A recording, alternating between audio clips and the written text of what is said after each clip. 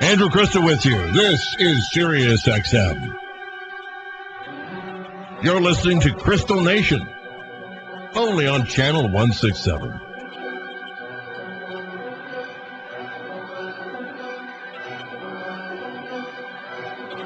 Only Wagner can do this. Ladies and gentlemen, my next guest is Andrew Bacevich. His latest book is America's War for the Greater Middle East, a Military History. Professor Bacevich is an American historian. He specializes in international relations, security studies, and American foreign policy, as well as American diplomatic and military history. Professor Bacevich is a professor emeritus now of international relations and history at the Boston University Frederick S. Pardee School of Global Studies. Professor Bacevich is also a retired career officer, a retired colonel in the armor branch. He knows his stuff. Thank you for doing this, Andrew Bacevich. Tell us, Professor, what to make of Syria in the Middle East. I have been told that there is a Cold War going now, which is turning hot, between Israel and Iran. Israel recently attacked Iranian positions. They don't want Syria to turn into Lebanon with regards to Hezbollah and assembling missiles there for a strike against Syria, and that this war between Israel and Iran could become a full-blown war, not just one behind the curtains. You say? I say not likely.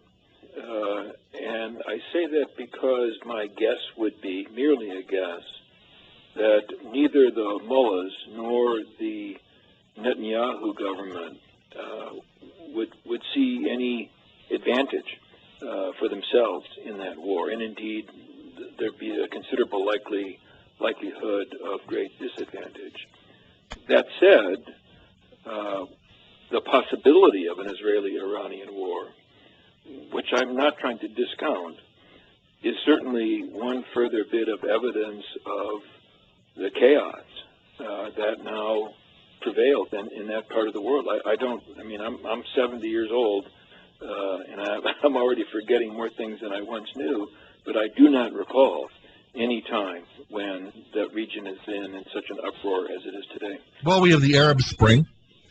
We have the prisoner states, so-called, quote-unquote, like Syria and Iraq and Libya, etc., being dismantled by internecine warfare and tribal politics and civil war and populist uprising. So where does this leave America? The advent of fracking and increased American oil production obviates the strategic dimensions of oil politics. Historically, America was in the Middle East because it needed oil. It doesn't need the oil anymore. It's able to access more of its own reserves through new technologies. So should America just abandon the Middle East? There's really no strategic reason to be there other than maybe to help keep the lid on things so you don't have migrant populations destroying and destabilizing Europe. Well, I think you provided an excellent summation of how we got in and the fact that rationale no longer pertains. I think I'd say a couple things. The first is that, especially since 9/11, U.S. policy in the region has been guided by an assumption that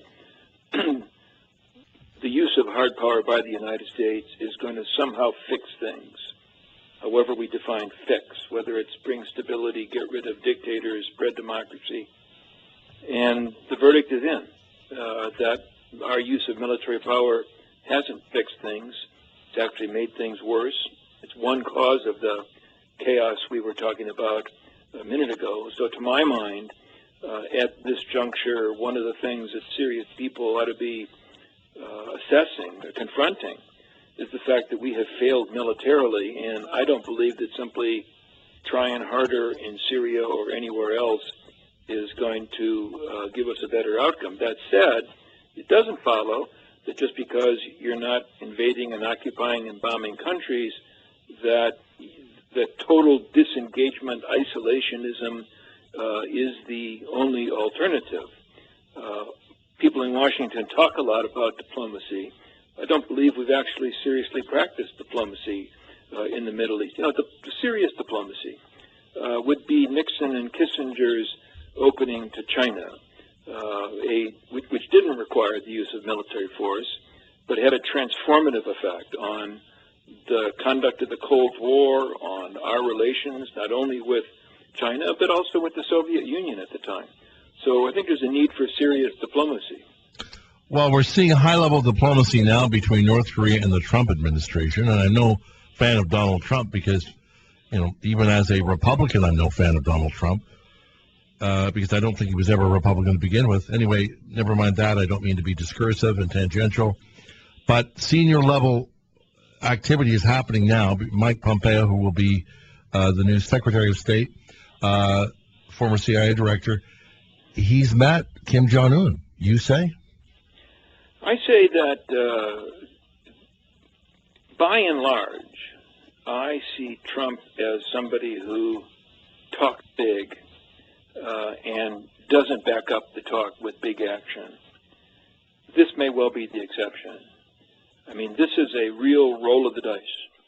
And as someone who dislikes Trump intensely and doesn't believe he's qualified to be president, if he pulls this off, I mean, if indeed this coming summit with Kim Jong-un results in peace to the Korean Peninsula, then God bless Donald Trump, and he deserves to be to win the Nobel Peace Prize. That said, there's nothing that we've seen about his MO or of those around him, to include Pompeo, that suggests that they have the kind of nuanced grasp of East Asian politics that will lead to a successful outcome. But, I guess, folks like you and I are we're just spectators, and we'll see how it turns out. So I'm very wary of this initiative, but if he pulls it off, he'll deserve all the accolades that he will claim.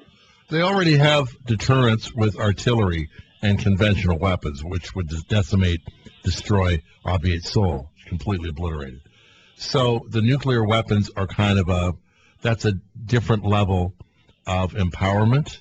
And so if the U.S. simply says, we're not going to do a first strike on North Korea, we'll even do a peace deal, we're not interested in decapitation strikes or bloody noses, quote-unquote, strikes, as long as you don't attack South Korea, as long as you don't try and create nuclear weapons, we'll be at peace with you. We welcome you to be a secure state.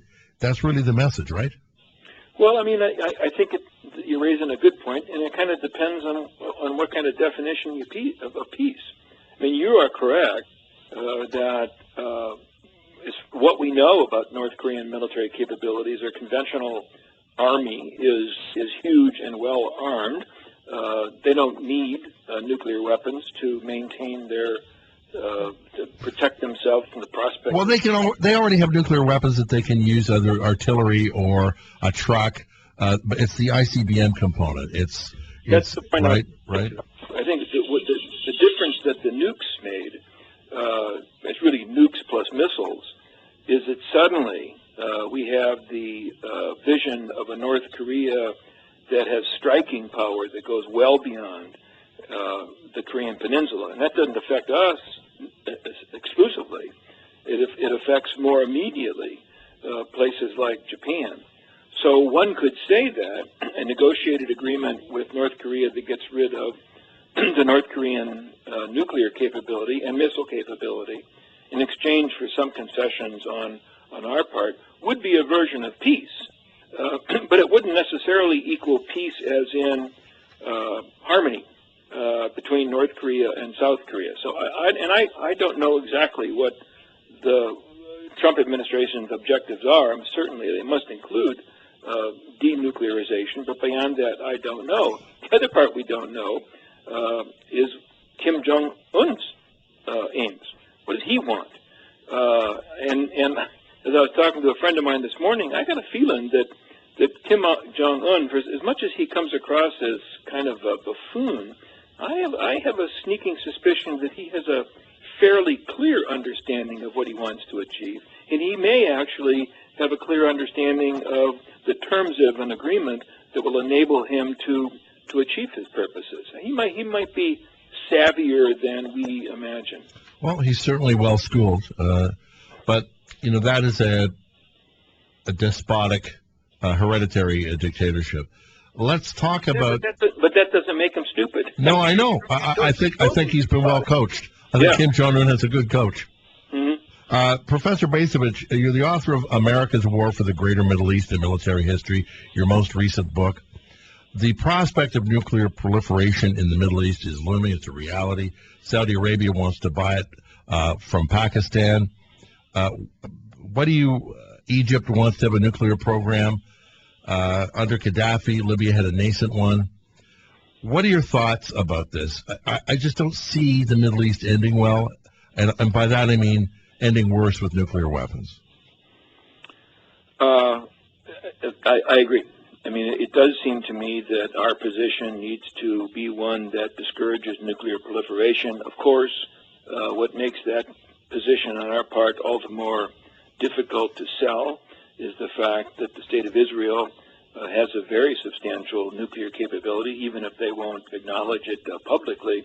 And I think that alone contributes to, it provides an incentive to other states in the region to acquire their own nuclear capability, even if they don't intend to launch a first strike to destroy the State of Israel. But from their point of view, possessing nuclear weapons can serve as a deterrent function and contribute to their own security. When you look, lastly, I think, because I know you have to go, I appreciate you joining us. Professor Bacevich, when you look at the arc of history, the French Revolution, nobody saw that coming, even though there was a rot. Nobody saw the Communist Revolution succeeding, and it might not have had Lenin not been delivered by the Germans in a train in the Second World War in 1917. Nobody saw the Arab Spring coming. There are a lot of unknowns in history. The collapse of communism. Nobody saw in 1989 the collapse of communism.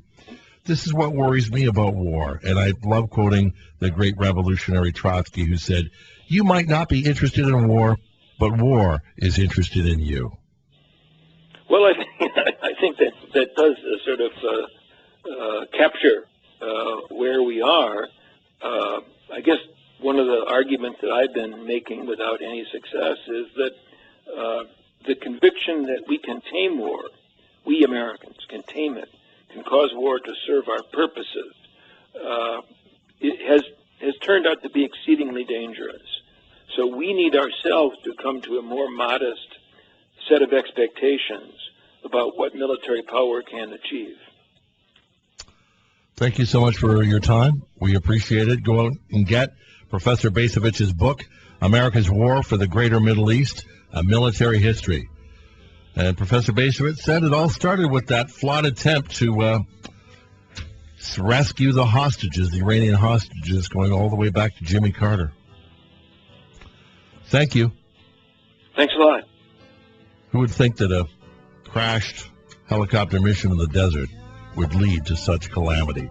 But history is full of surprises.